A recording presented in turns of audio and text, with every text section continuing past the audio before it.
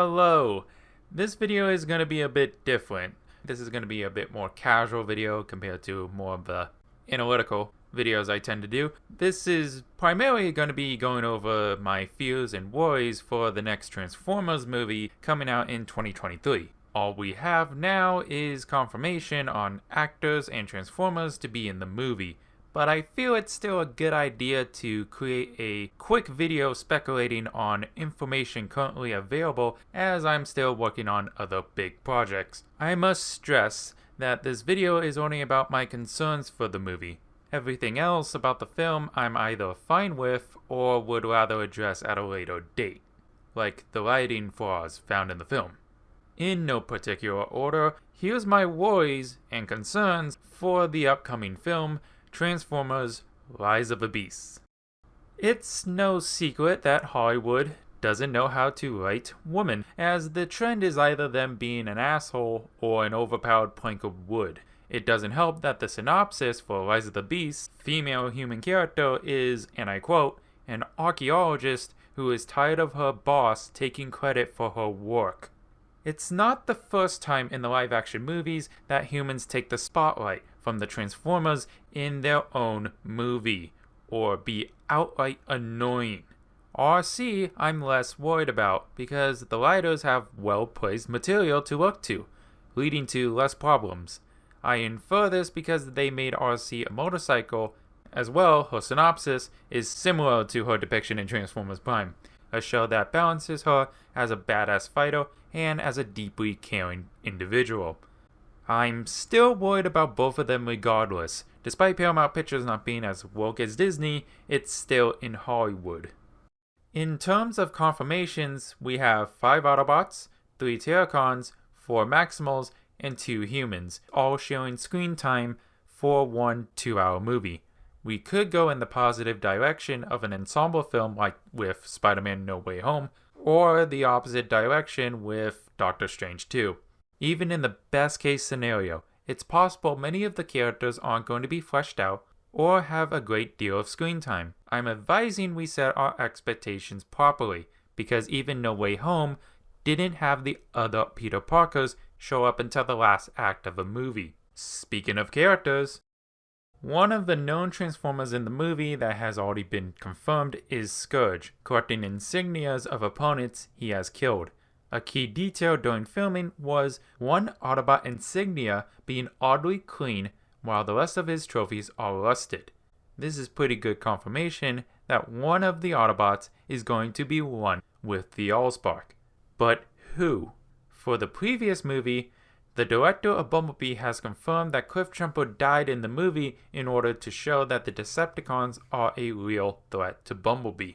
Cliff Jumper was chosen to die because he was similar to Bumblebee in size and shape, meaning he got killed off for being a lead color of a more popular character. Narratively, this mysterious Autobot's death could go down in 2 ways, or 2 ways that I could possibly see it. Best case scenario, a lesser known Autobot arrives on Earth to regroup with Optimus, since that's the plan for Autobots after being chased off of Cybertron. The Terracon group chases the bot down and kills the Autobot before he can regroup with Optimus and the rest of the other Autobots, leading to that group and the audience to see the substantial threat the Terracons pose in the same way Cliff Jumper's death instilled the threat of Shadow and Dropkick. Worst case scenario, the same thing happens but it's a popular Autobot, or one of the confirmed 5 Autobots in our cast. Let's hope it's not RC, who's had the worst chances at being prominent in these live-action movies. The big focus of the movie is rumored to be the pursuit of a Titan hidden under Machu Picchu, waiting to either be resurrected or reawakened. Titans are ancient city-sized Transformers that are usually utilized as a fortress or for large groups of Transformers looking to colonize other planets. Titans also have a mystical connection and loyalty to the founders of Cybertron civilization, the original 13 Primes that once defeated Unicron. Yes, Optimus Prime is also able to command Titans, as they follow him as the Titans would with the 13 Primes. In the comics, the Titans are driven to extinction due to bounty hunters hunting them down, reverse engineering the Titans' biology so all Titans can be found and killed. The question is, how much of this comic lore will be carried over into this movie? Will this reverse engineering method be carried over from the comics in order to explain how Terrorgons come to Earth? Will the Titans still be loyal to Optimus? If the answer is yes to all of the above, then the only possible story that can come out of this movie is that the Titan is dead. So meaning, if the Titan is dead, then there will be the introduction of Dark Energon to revive and control the Titan.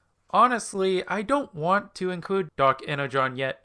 I know we're introducing Unicron, but the idea of such an item can mess with the stakes in terms of dying in the story. I also don't think regular moviegoers are ready for the equivalent of a zombie cliffjumper, coupled with the fact that zombies have been already tried, done, to the point where it almost seems cliche and, well, not exciting when you hear the concept of a zombie coming into the picture. But hey, that's my opinion. According to this new timeline started with Bumblebee's solo movie, the Decepticons have full control of Cybertron and have forced the Autobots off the planet. Optimus is regrouping the Autobots on Earth to build up for a counterattack, a premise quite familiar to a certain 80s movie, but this time Cliffjumper, Shadow, and Dropkick won't be present, 'cause they're dead. The question is, what's the plan for the start of this new trilogy? Megatron is unaccounted for, and new factions are being thrown into the mix to complicate things. What roles do these factions have now? Are the Terrorcons slowly introducing Unicron? And will Unicron be the ultimate Thanos level threat that will be the ultimate villain of the movies? If so, will it justify Autobots and Decepticons to unite against a common threat, leading to an eventual peace similar to events shown in the show Transformers Cyberverse, in which they decided to end it off with the Autobots and Decepticons having a peace treaty. Hopefully this next movie answers those questions, so we won't be able to have answers till then. Personally, I wish Unicron is left as the final villain of a possibly long arc of future Transformers movies, as you can't get bigger than Unicron, as he's the equivalent to the devil as a frickin' planet-sized transformer. It would be ideal to have a build-up of other villains like Megatron, Overlord, Shockwave, Jiraxxus, and even the Quintessons before having the heroes defeat Unicron.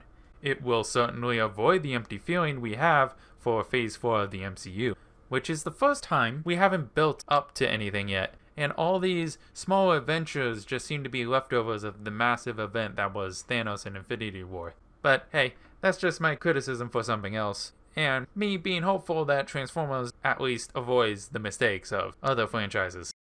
It's no secret Hasbro wants to bring back Beast Wars, as the prospect of two franchises actively making money is too appealing to not attempt. Hasbro has already started a new comic series in 2021, a reboot, if you will, appearances in the Netflix show, and multiple toys. My best guess is the introduction of Beast Wars characters in the next movie is to introduce more people to the spin-off franchise, ensuring a possible mainline Beast Wars show greater success. Now, a Beast Wars show isn't confirmed nor rumored. This is just me speculating. But I honestly doubt that the idea isn't considered, since it would be strange that Beast Wars has returned in every format except its original format as a show. Seems kinda strange. Now, this section is just me speculating after all. You can possibly just ignore it if you want to. But don't consider me surprised if we do get an announcement after Rise of the Beast premieres in theaters. Well, this is my fears and worries for Transformers Rise of the Beast. Feel free to comment about how wrong I am to worry or justified to do so. Probably at least do another video covering the first trailer. I personally want to lean my content for quality over quantity, with longer edited videos critiquing entertainment. Overall, Transformers seems to be in a good state right now in comparison to other franchises like Star Trek and the MCU, which is very much taken a nosedive in terms of quality in my eyes. And it's just more relieving to talk about Transformers, which is in a bit more positive state. Or in the case of media right now, it's in a bit of a hiatus until the really big stuff comes out next year. It's depressing overall how all entertainment news now seems to be about every major franchise being that shit, which is something that I did not expect to think as a Transformers fan, seeing Michael Bay run the franchise through his movies.